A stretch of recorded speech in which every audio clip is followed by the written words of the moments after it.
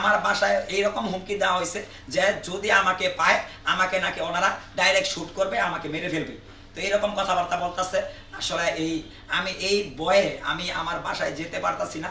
আমার মা অসুস্থ, আমার মার মাথা অপারেশন করা হয়েছে আজকেই। এখন আমার মা আমাকে কান্না করে বলতেছে যে আমার বাড়ির যে অবস্থা করছে আমার মা, আমার বাপ এখন পর্যন্ত আমার বাপ এগুলো কোনো কিছুই করতে পারে না। আমার বাপ কাপড় সিলায়, আপনারা বাসায় চলে দেখতে পারবেন আমার বাবা কাপড় সিলায়। আমার বাপে আমারে খুব কষ্ট করে বড় করছে। এই জায়গা থেকে আমার বাপে আজকে আবার কান্না করে বলতেছে আমার ভাই আমার জন্য কান্না করছে। আমার মার ব্রেন টিউমার হয়েছে, আমার মার মাথা এমনিতেই আমার মাথার মধ্যে একটা চাপ থাকে। আমার মা এই কারণে আমার পেরেশানিতে আমার মা হয়তো কোনো সময় স্টক করে আমি কইতেও পারি না। আজকে আমার সাথে কেন এরকম অন্যায় হচ্ছে আমি বলতে পারতেছি না। এটার বিচার আমি সর্বোচ্চ বিচার চাই, সর্বোচ্চ শাস্তি চাই। যে এই ধরনের গ্রুপ যাতে আর কোনো ফ্যামিলির উপরে এরকম অত্যাচার না হয়। আমার ওয়াইফ আমার ছোট্ট 2 বছরের বাচ্চাটা ফলরে পড়ে গেছে, এর মধ্যে আমার ওয়াইফরে তারা যেইভাবে ওরা আক্রমণ করার চেষ্টা করছে। আমার ওয়াইফ কোনো রকম ভাবে বাঁচার চেষ্টা করছে। এখন আমার ওয়াইফও বাসায় উঠতে পারতেছে না।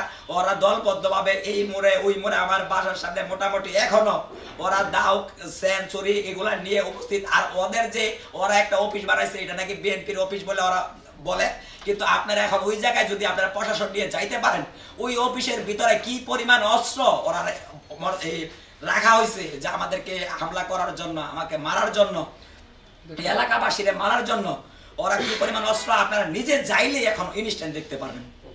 তো এই হেলেমগুলাই ওরা আমার উপরে দেওয়ার চেষ্টা করছে। এই বলে আমি আমার বক্তব্য শেষ করছি। আমি এটার সর্বোচ্চ দাবি চাই, সর্বোচ্চ শাস্তি চাই। আমি আমার মা বাপ যেন সুন্দরভাবে আমার এলাকায় বসবাস করতে পারে।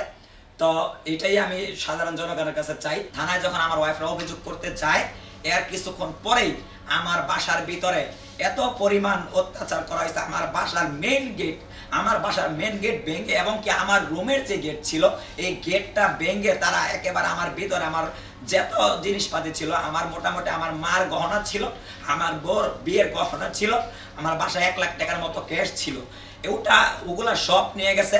এবং আমার বাসার ভিতরে আপনারা যদি ওই জায়গায় যান আপনারা দেখতে পারবেন যে আসলে আমার বাসার অবস্থা কি করেছে।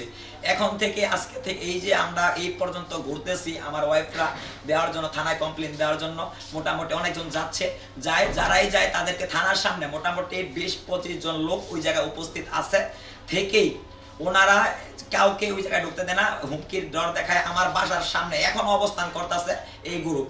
এটা হচ্ছে যে আমি ওনাদের সাথে আমার কোনো পূর্ব শত্রুতা ছিল না, কোনো কিছুই ছিল না। আমি রাজনীতির সাথে জড়িত। এখন ওনারা বলেছিল যে ওনাদের সাথে আমার রাজনীতি করার জন্য। এলাকাবাসী এতটা আতঙ্কের মধ্যে আছে, যারাই আসতেছে কোনো একজন পুরুষ লোক যদি ওই জায়গায় উপস্থিত হয় ওরা ইনস্ট্যান্ট ওই জায়গায় মারধর করে থানার মধ্যে গ্রেপ্তার করাইতেছে। এখন পর্যন্ত ওরা 4 থেকে 5 জন আমার জানা মতে, আমি এখন পর্যন্ত থানায় যোগাযোগ করতে পারি নাই, এখন থেকে 4 থেকে 5 জন মতো গ্রেপ্তার করা হয়েছে বিনা কোনো কারণে। আমি এটা বলতে পারবো না কি কারণে গ্রেপ্তার করা হয়েছে। যারাই রাস্তা দিয়ে যাচ্ছে তাদেরকে গ্রেপ্তার করা হচ্ছে। আরেকটা, এটা আমার মা বাপের বাড়ি।